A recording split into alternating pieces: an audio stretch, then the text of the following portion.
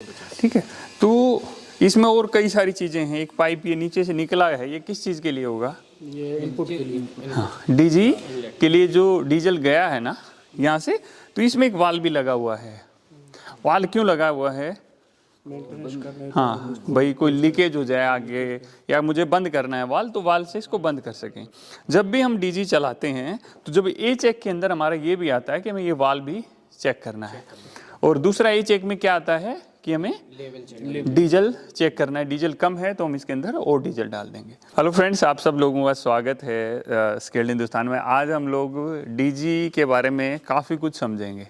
देखो, सारा समझना इज़ नॉट अ पॉसिबल, क्योंकि डीजी एक मैकेनिकल डिवाइस है और बहुत कुछ होता है डीजी के अंदर। तो आज हम कुछ, आप लोग पहले से ही आपकी क्लासेस में आप पढ़ के आए हैं, आज जो प्रैक्टिकल आउटकम रहता है ना, वो प्रैक्टिकल आउटकम हम समझेंगे कि क्या होता है, कैसे होता है, कौन सी चीज़ कहाँ लगी है, क्यों लगी है, और उसमें प्रॉब्लम हो जाए तो हम कैसे रेक्टिफाई कर सकते हैं। और जो देख रहे हैं उनको एक चीज़ मैं बताता हूँ, हमने एक नया बैच स्टार्ट किया है, रोजगार बैच, जिसमें बहुत ही कम प्राइस में आपको कोर्स करा के 100% जॉब प्लेसमेंट कराई जाती है। वो सिर्फ ITI वालों के लिए है, जो लोग ITI से हैं, जो इलेक्ट्रिकल एडवांस कोर्स को अफोर्ड नहीं कर सकते हैं। उसमें 10,000 रुपये हमारा जो कोर्स है, कोर्स का फीस हमारा उसके अंदर 10,000 रुपये है, बट इस कोर्स के अंदर आपको सिर्फ 6,000 रुपये में रहने को भी मिलता है और कोर्स भी कराया जाता है। आप लोगों को आइडिया है रोजगार बैच के बारे में? पता है, सबको पता है। तो ये नया बैच इसलिए लॉन्च किया हम लोगों ने कि जो लोग भाई सर पैसा नहीं है, क्या करें क्या नहीं करें, उनको 10,000 रुपये ज़्यादा लगता है, तो सिर्फ 6,000 रुपये में, जिसमें उसको अपने कुछ पैसे पहले सबमिट करने हैं, जैसे 5,000 रुपये पहले देने हैं, और 1,000 रुपये जब जॉब लग जाती है जब वो पे करेगा। तो अभी हम डीजी में स्टार्ट करते हैं। डीजी सबसे पहले, भाई डीजी हमारा चलेगा किस चीज़ से चलेगा? फ्यूल से चलेगा। तो सबसे पहले हम फ्यूल टैंक के पास चलते हैं और वहाँ पर क्या क्या चीज़ें होती हैं जो इम्पोर्टेंट है और जिसका हमें ध्यान रखना है, उसको थोड़ा समझते हैं।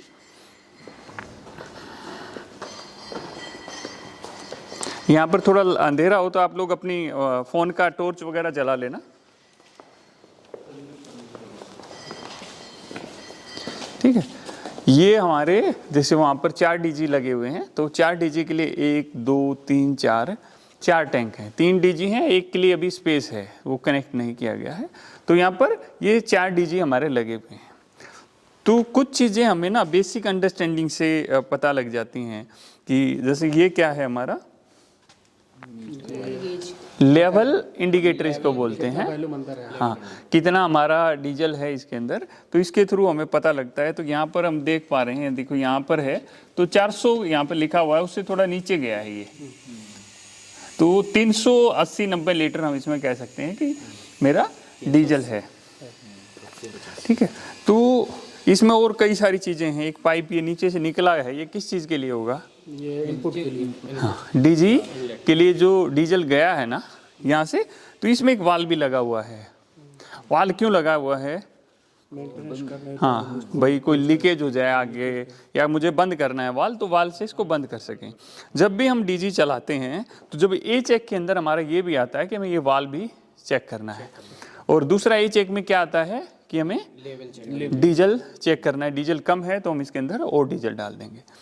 अभी ये हमारा कौन सा पाइप हो गया? रिटर्न का पाइप है ये। जैसे हम कहते हैं ना 70% डीजल वापस आता है, बताया गया ना आप लोगों को। एक्चुएटर से वापस, हाँ, एक्चुएटर से, इंजेक्टर से पहले से हमारा वापस आ जाता है। तो इसी पाइप से हर उसमें 2 पाइप वहाँ पर गए होंगे और यहाँ पर भी 2 पाइप आए हैं। तो इससे क्या हुआ, हमारा डीजल रिटर्न आ गया, जो भी था डीजल।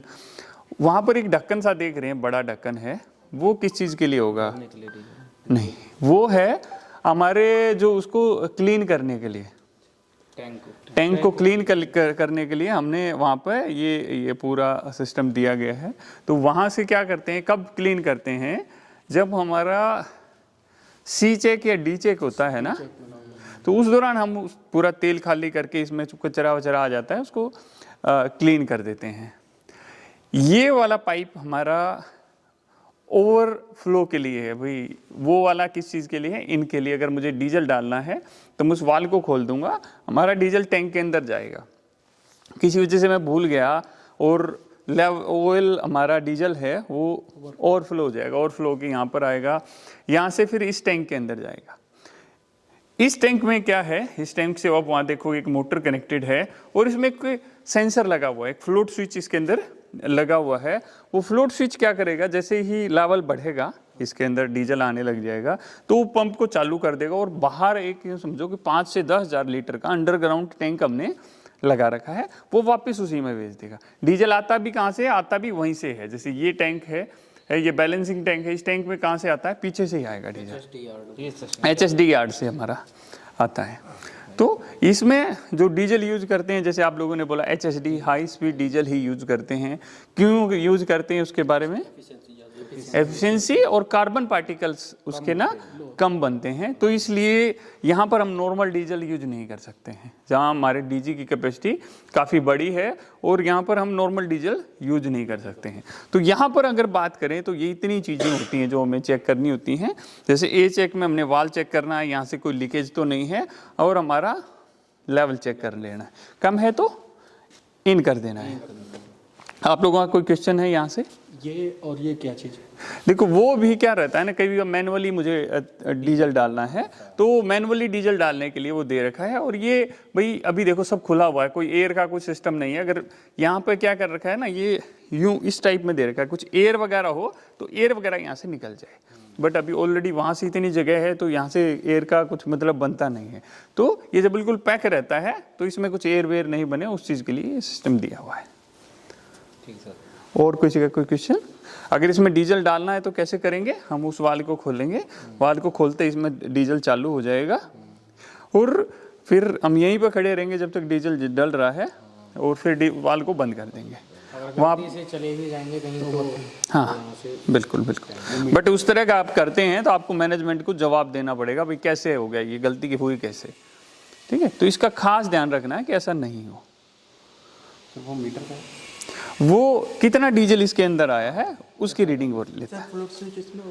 फ्लोट स्विच इस वाले में लगा हुआ है, मतलब इसके साथ में वो मोटर है, वो पंप है उधर, चालू हो जाएगा, अभी वो बिल्कुल बिल्कुल लेवल नीचे हो जाएगा, चालू हो हाँ जाएगा, लेवल ऊपर। फ्लोट स्विच के कनेक्शन वगैरह आप लोगों ने किए ही हैं, तो उसी तरह ही वर्क करता है। अब हम डीजल जनरेटर के ऊपर चलते हैं।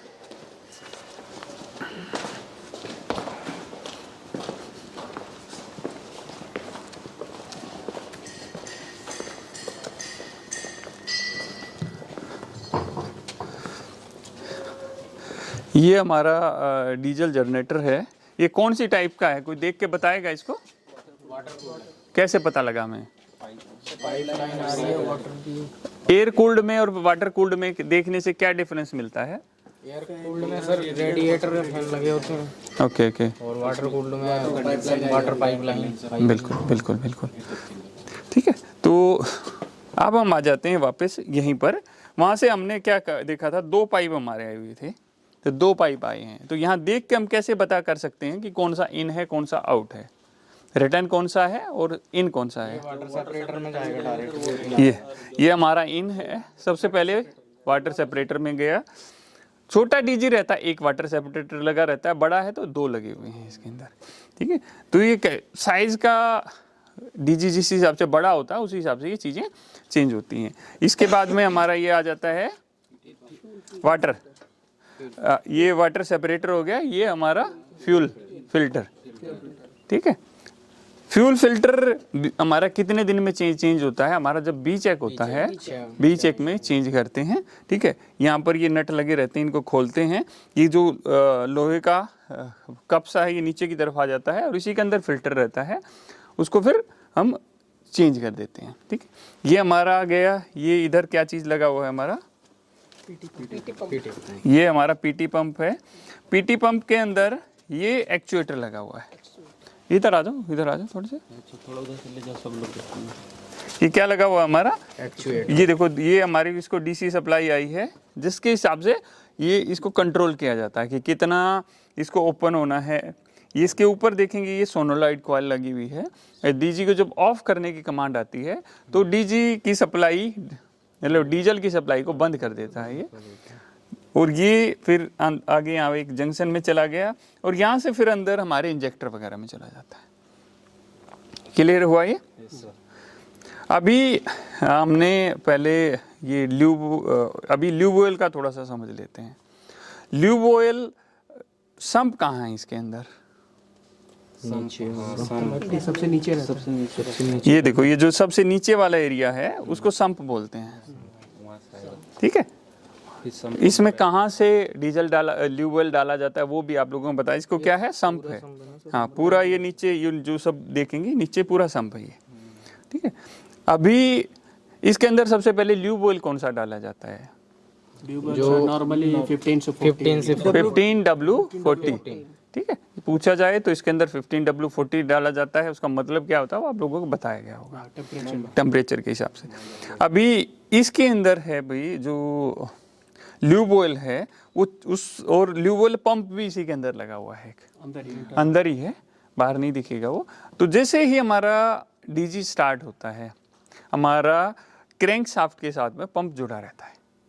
तो जैसे ही डीजी चला हमारा पंप भी चलना स्टार्ट हो गया। पंप क्योंकि भाई साथ के साथ में हमें ज़रूरत है, तो पंप चालू होना हुआ तो नीचे से उसने उठाया, फिल्टर्स हैं, इन फिल्टर के अंदर से फिल्टर होते हुए अंदर चला जाएगा। अंदर लोअर गैलरी और अपर गैलरी। लोअर गैलरी कौन सा होगा? जहाँ पर क्रैंक शाफ्ट है, और ऊपर कैम शाफ्ट है। तो ये वाला जो एरिया है ये कैम शाफ्ट वाला है, क्रैंक शाफ्ट का एरिया यहाँ पर बीच ही में होता है, ठीक है। तो वहाँ पर आप लोगों को जैसे एनिमेशन या दिखाया गया होगा उसी तरह से हमारा जो ल्यूब ऑयल है वो सर्कुलेट होता है, ठीक है। फिर वो सर्कुलेट होके फाइनली वो वापस आता है। तो इधर मैं आपको दिखा देता हूँ कि बाईपास फिल्टर किधर लगा हुआ है।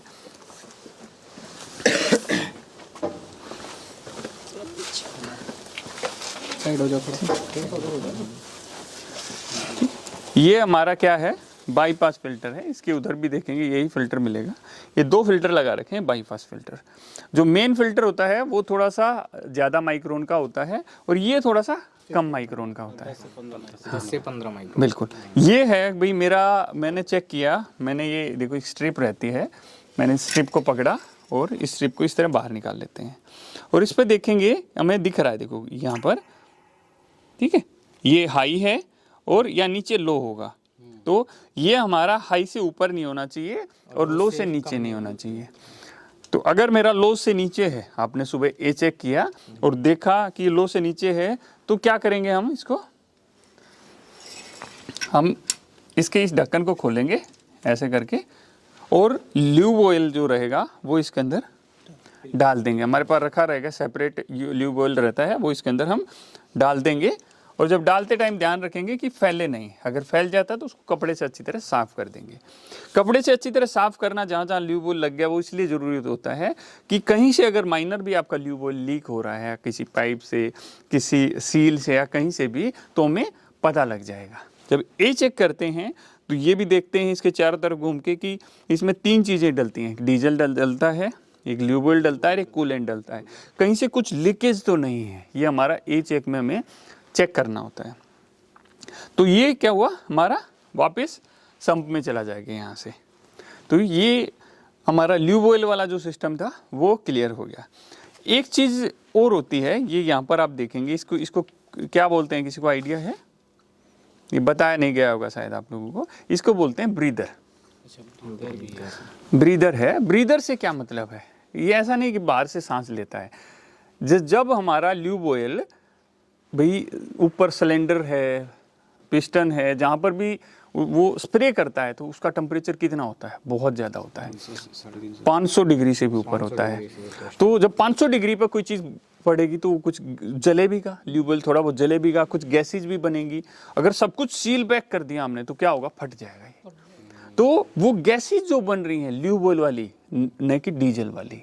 डीजल वाले के लिए दूसरा सिस्टम है। ल्यूब ऑयल के अंदर जो गैसेज वगैरह बन रही हैं तो क्या होगा? वो गैसेज इस चैम्बर के थ्रू, इस पाइप के थ्रू बाहर आ जाती हैं और जब बाहर आती हैं तो गैसेज के थ्रू थोड़ा बहुत हल्का फुल्का ऑयल वगैरह भी आ जाता है, तो थोड़ा सा काला काला भी रहता है उसके बाहर। तो ये क्या है? हमारा ब्रीदर पाइप है। यहीं से इसमें कुछ ल्यूब ऑयल आ जाता है। ये देखो पाइप नीचे कनेक्टेड है, वापस सम्प के अंदर चला जाएगा। इसके अंदर में समझिए फॉर्म होती है ना, उसके जैसा कुछ लगा रहता है ताकि ल्यूब ऑयल बाहर नहीं जाए, रुकने के लिए। ये हमारा हो गया दूसरा साइकिल हो गया।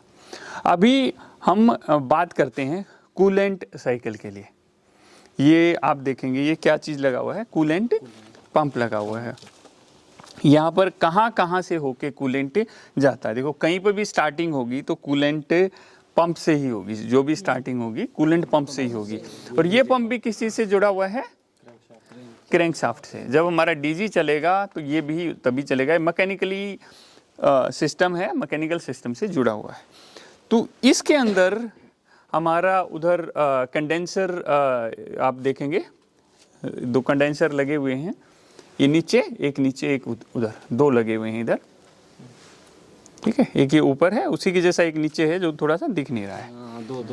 दो आप देख पा रहे हैं। और ऊपर क्या लगा हुआ है, ये कूलेंट टैंक लगा हुआ है। इसमें एक लेवल इंडिकेटर भी रहता है, वो भी आप लोगों को दिखाएंगे। तो जब हमारा डीजी चलता है तो इसमें भी एक कंडीशन है कि डीजी को ना, जैसे हमारी बॉडी को कहें कि सर 93 या 94 तक हमारी बॉडी का नॉर्मल, या 98 रहता है ना, 98.3 हमारी बॉडी का नॉर्मल टेम्परेचर है, हमें कोई दिक्कत नहीं है। जैसे ऊपर टेम्परेचर जाएगा तो फिर कुछ ज़रूरत है। उसी तरह इसके लिए 75 to 80 इसके लिए नॉर्मल है टेम्परेचर। अगर इतना टेम्परेचर इसको कोई नहीं, उसको मज़े हैं। बट जैसे ही उससे ऊपर टेम्परेचर बढ़ेगा हमारा, 80 से ऊपर जाएगा, इसके लिए थोड़ी प्रॉब्लम चालू हो जाएंगी। तो हमने क्या किया कि भाई जब ये तो यहाँ पर तो टेम्परेचर नॉर्मल है, अगर मैं बात करूँ ऐसी जगह पर जहाँ भाई टेम्परेचर बहुत ही कम है, माइनस में टेम्परेचर है, तो वहाँ पर भी सिस्टम सेम होता है। तो जो ल्यूब ऑयल है हमारा है वो प्रॉपर अपना काम कर रहा है। ये कूलेंट है, कूलेंट क्या करेगा, हमारे जो हीट को ऑब्जर्व करने का काम करेगा। तो यहाँ पर ये लगा हुआ है, आप लोगों ने एक सोनोलाइड वाल का सुना होगा, थर्मोस्टेटिक वाल, थर्मोस्टेटिक वाल। तो इसके अंदर वो थर्मोस्टेटिक वाल लगा हुआ है। जब हाँ, एक डबल लगा है इसमें, एक इधर है एक उधर है, यहाँ पर एक ही समझिए कि थर्मोस्टेटिक वाल लगा हुआ है। जब हमारा डीजी चलता है और हमारा 70 से 80 डिग्री के बीच में टेम्परेचर है, तो 70 से ऊपर जाते ही आहिस्ता आहिस्ता वो वाल खुलने लग जाता है। और जब वो वाल बंद रहता है तो हमारा जो कूलेंट है ना वो अंदर के अंदर घूमता है, बाईपास होता रहता है। और जैसे ही 70 से ऊपर जाता है तो आहिस्ता आहिस्ता वाल खुलने लग जाता है, और 80 डिग्री के करीब जाते ही पूरा वाल खुल जाता है। फिर हमारा ये बाकी सिस्टम चालू होता है। जब ये घूमता है तो ये देखो, ये हेड है, हेड के नीचे सिलेंडर है, सिलेंडर के ऊपर कूलिंग जैकेट लगी रहती है, पाइप सी लगी रहती हैं जो उसके ऊपर ऐसे लपटी हुई होती हैं, जो हीट को वही ऑब्जर्व करती हैं, ठीक है। तो इसमें जो पानी रहता है हमारा, वो कूलिंग टावर हमारा लगा रहेगा ऊपर, जो आप लोगों को दिखाएंगे। तो इसमें जो कूलेंट रहता है, कूलेंट को कौन ठंडा करता है, पानी। और पानी को कैसे ठंडा करते हैं हम, कूलिंग टावर के तरफ से। तो ये हमारा कूलिंग सिस्टम वाला भी हमारा क्लियर हो गया। यहाँ पर ये अभी देखेंगे सिस्टम, ये क्या चीज़ लगी हुई है, कोई बताएगा? ये बिलो हो गया, टर्बो चार्जर लगे हुए हैं, ठीक है। इसको क्या बोलेंगे, ये हमारा लगा हुआ है टर्बो चार्जर। इसमें एक शाफ्ट के ऊपर दो व्हील लगे रहते हैं, एक कंप्रेसर व्हील रहता है, एक टरबाइन व्हील रहते हैं। टरबाइन का मतलब क्या हुआ, टरबाइन लगी हुई है। टरबाइन में क्या करते हैं, हम गैस देते हैं और वो टरबाइन व्हील को घुमाते हैं। तो यहाँ पर ये वाला जो व्हील होता है इसको बोलते हैं हम टरबाइन व्हील, जो काला काला हो रखा है, जिसमें से धुआं बाहर निकलता है। जैसे हमारा लास्ट वाला स्ट्रोक होता है, एग्जॉस्ट स्ट्रोक होता है, तो उसी स्ट्रोक से जो धुआं निकलता है ना, उसी से ये घूमना चालू कर देता है। इससे किस चीज़ से जुड़ा नहीं रहता, उसी से ये घूमना चालू कर देता है। जब ये घूम रहा है तो इसके साथ दूसरा व्हील जो जुड़ा हुआ है वो भी घूमने लग जाएगा, ठीक है। तो वो क्या करेगा, जैसे ये तो भी ठीक है, धुएं को बाहर फेंक देगा। और जब दूसरा वाला चल रहा है तो ये हमारा क्या है, इसके अंदर एयर फिल्टर लगा हुआ है। इसके अंदर दो तरह के एयर फिल्टर होते हैं, एक इनर एक आउटर। आपको दिखाएंगे उसको भी कि कैसे है। जब ये चलता है तो क्या होगा, यहाँ से ऊपर जाली सी देख रहे हैं, वहाँ से हवा खींचता है और इसके अंदर से यहाँ से होते हुए हमारी इनटेक के अंदर आवाज आती है। ये क्या करता है ना, पूरा प्रेशर बना देता है इस पूरी सिस्टम में।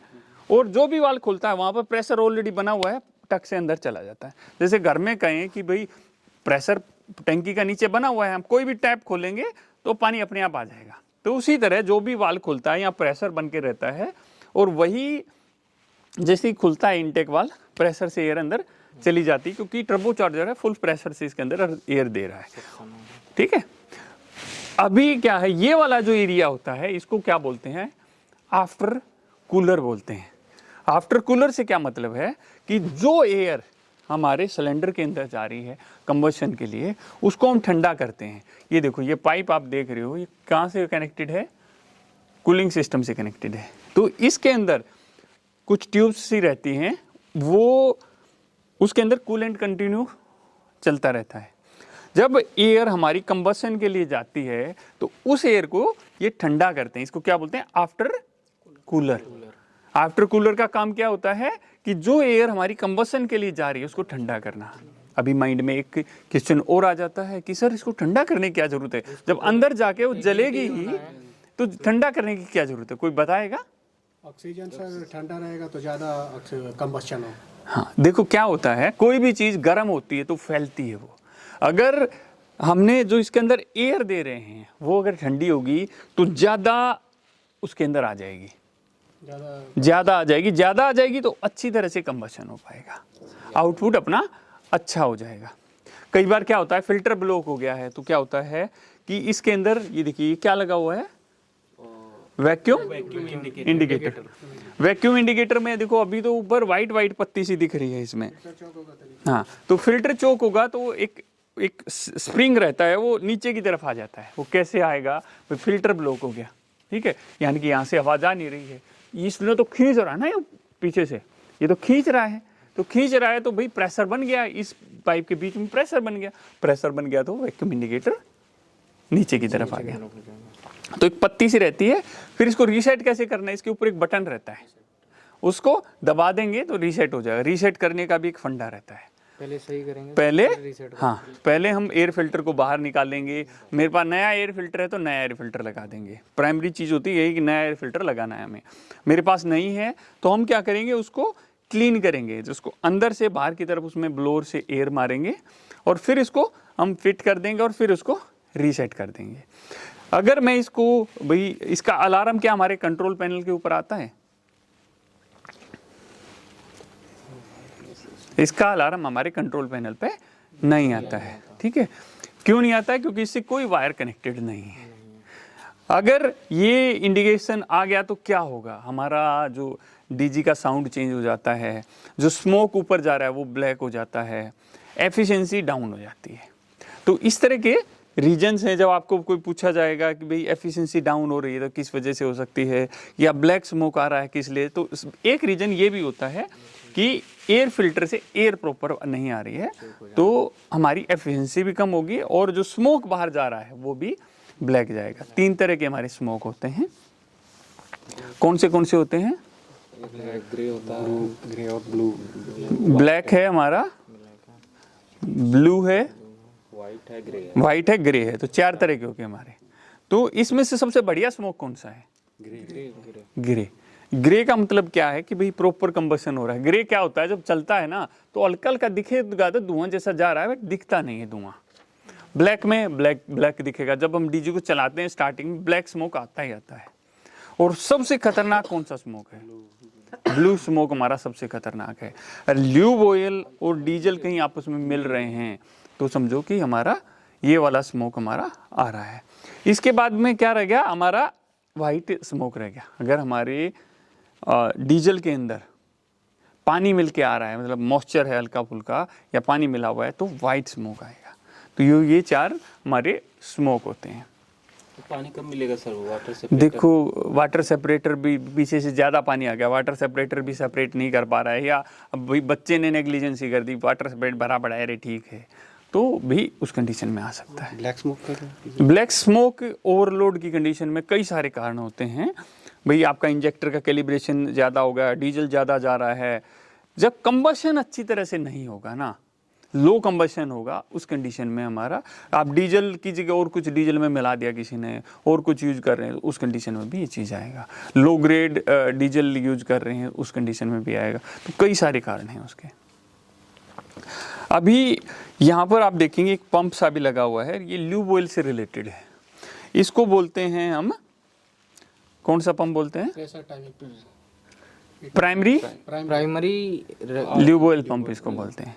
प्राइमरी ल्यूब ऑयल पंप यही एक ऐसा पंप है जो हमारा इलेक्ट्रिसिटी से चलता है, और जो नई डीजी आ रही है उसमें ये यूज नहीं होता। जो पहले क्या होता है ना, ल्यूब ऑयल की क्वालिटी नीचे डाउन होती थी, तो अगर डीजी मेरे एक आध दिन चला नहीं है तो ल्यूब ऑयल नीचे बैठ जाता था और जम जाता था, जब सर्कुलेशन अच्छी तरह नहीं हो पाता था। तो इसको क्या करते हैं, जब सुबह डीजी स्टार्ट करते हैं या ए चेक करते हैं तो इसको चलाते हैं, 5 से 7 मिनट के लिए चलाते हैं। ये नीचे से देखो संप से ल्यूब ऑयल उठाता है और ये देखो ऊपर की तरफ भेजता है, ल्यूब ऑयल को सर्कुलेट करता है, ल्यूब ऑयल को पतला कर देता है, जो गाढ़ा ल्यूब ऑयल होता था। बट आज के दिन इसको ज़रूरत नहीं है चलाने की। आज के दिन अगर, क्योंकि ल्यूब ऑयल की क्वालिटी हमारी काफ़ी इम्प्रूव हो चुकी है। अभी यहाँ पर जाएं, ये क्या है, ये भाई बैटरी को चार्ज करने के लिए है। क्या बोलते हैं इसको? डायनेमो बोलते हैं। यहाँ से ये आउटपुट देता है और डीसी आउटपुट हमें देता है। और ये डीसी आउटपुट ये घूमता कैसे है? ये बेल्ट के थ्रू जुड़ा हुआ है, वी बेल्ट से जुड़ा हुआ है। जैसे ये चलेगा, ये वायरिंग इसकी हमारी आ जाती है इधर बैटरी की तरफ, ठीक है। ये बैटरी को चार्ज करने का काम करता है। बट यहाँ पर हमने ना इस बैटरी को चार्ज करने के लिए अलग से डीसी चार्जर का यूज़ किया है हमने। क्यों किया डीसी चार्जर का यूज़? क्योंकि भाई ये डीजी तो 5 मिनट चलता है, 7 मिनट चलेगा, जब चलेगा तो बहुत से ज़्यादा बैटरी को भाई बिल्कुल चूस जाएगा, बट चार्ज नहीं होगा उतनी देर। अगर मेरा डीजी ज़्यादा देर चलता है तो डायनमा भी हमारा चार्ज कर देगा। हमारी बैटरी हमेशा चार्ज होनी बहुत ज़रूरी है, नहीं है तो गड़बड़ हो जाएगी। तो ये हमारी बैटरी हैं, ये बड़ा डीजी है, इसलिए इसमें 12-12 वोल्ट के दो बैटरी लगाई हैं और 2 बैंक हो गए, 24-24 वोल्ट के 2 बैंक हो गए। ये यहाँ पर आप देखेंगे ये नेगेटिव टू पॉजिटिव कनेक्ट किया है, तो 12 वोल्ट प्लस 12 वोल्ट कितना हो गया? 24 वोल्ट। 24 वोल्ट के 2 बैंक हो गए। यहाँ पर हम देखेंगे 2 सेल्फ भी लगे हुए हैं। इधर आ जाओ, इधर आ जाओ। ये देखो ये लगे हुए ना 2 सेल्फ, ये सोनोलाइट लगा हुआ है इसके ऊपर, जो इसमें एक प्लंजर रहता है ना, प्लंजर को आगे की तरफ करता है और फिर काम करना चालू करता है, ठीक है। तो ये सोनोलाइट है, ये नीचे मोटर है जो घूमती है हमारी बैटरी के ऊपर। ये भी ए चेक के अंदर हम इसकी वोल्टेज चेक करते हैं। इसके टर्मिनल हैं, ये देखो यहाँ देखेंगे कुछ लूज कनेक्शन तो नहीं है, हिला के देख लेते हैं ऐसे करके। तो ये सारी चीज़ें इसमें चेक करते हैं। इसका बैटरी वोल्टेज चेक करते हैं। एक बैटरी का कम से कम 13 वोल्ट तो होना चाहिए, दोनों बैटरी का 26 से 27 वोल्ट हमारा होना चाहिए जब ये बैटरी फुल चार्ज है। हाइड्रोमीटर से इसकी हम ग्रेविटी भी चेक कर सकते हैं, वो भी आप लोगों को बता देंगे कि हाइड्रोमीटर से ग्रेविटी किस तरह चेक की जाती है। तो इसके अंदर ये हमारा पूरा, इधर देखेंगे ये पूरा इंजन पार्ट हो गया है। और इसमें इधर जाएंगे, ये हमारा ऑल्टरनेटर है। ऑल्टरनेटर में क्या होता है, अभी इसमें 3 वाइंडिंग हैं, अपनी 3 वाइंडिंग है और 120 डिग्री के एंगल पर लगाई गई हैं। तो 3 वाइंडिंग है, तो उसमें से हमारे 6 वायर हमारे आउटपुट निकलते हैं। जो 6 वायर आउटपुट निकलते हैं उनमें से 3 तो एक जगह जोड़ दिए जाते हैं और 3 से RY भी हमारा निकल जाता है। जहाँ एक जगह जोड़ते हैं उससे हम क्या बनाते हैं? स्टार बनाते हैं, और न्यूट्रल वहीं से निकलता है हमारा, ठीक है। और न्यूट्रल ग्राउंड कर देते हैं, उसी न्यूट्रल को ग्राउंड भी कर दिया और हमारा वहाँ से न्यूट्रल हमारा बन गया। ये इधर क्या होता है, यहाँ से एयर लेता है और इस ऑल्टरनेटर को ठंडा करता है। यहाँ फैन लगा हुआ है और इसके अंदर हम देखेंगे ये यहाँ पर ना एक MPU का नाम सुना है आप लोगों ने? हाँ, कुछ लोग उधर देखो, कुछ लोग इधर देखो। यहाँ पर ना ये लगा हुआ है MPU, मैग्नेटिक पिकअप यूनिट। उधर से आ जाओ, उधर से दिख रहा है जिसको नहीं है, तो ये हमारा MPU लगा हुआ है। कहाँ है ये? इधर फ्लाई व्हील है हमारा, फ्लाई व्हील के जस्ट ऊपर लगा हुआ है MPU। ये क्या करता है? स्पीड को मापता है, स्पीड को सेंस करता है, हमारी स्पीड को नापता है, ठीक है। इसमें एक परमानेंट मैग्नेट रहता है और जब ये घूमता है तो इसमें वोल्टेज बनती है, उसी के हिसाब से हमारे जो पैनल के ऊपर रीडिंग आती हैं और वहीं से हमें पता चलता है कि कितनी इसकी स्पीड चल रही है। कितनी स्पीड होनी चाहिए इसकी? 1500 RPM 1500 आरपीएम। अगर 1500 की जगह 1400 आरपीएम हो गया तो क्या प्रॉब्लम होगी? स्पीड इसका कम हो गया। एफिशिएंसी में असर पड़ेगा। आउटपुट में इधर ऑल्टरनेटर की तरफ क्या फर्क पड़ेगा? फ्रीक्वेंसी कम हो जाएगी, ठीक है। NS is equal to 120 F/P होता है। हाँ, जैसे स्पीड कम होगी हमारी फ्रीक्वेंसी कम हो जाएगी, तो इसकी 1500 आरपीएम हमारी रहनी चाहिए, ठीक है।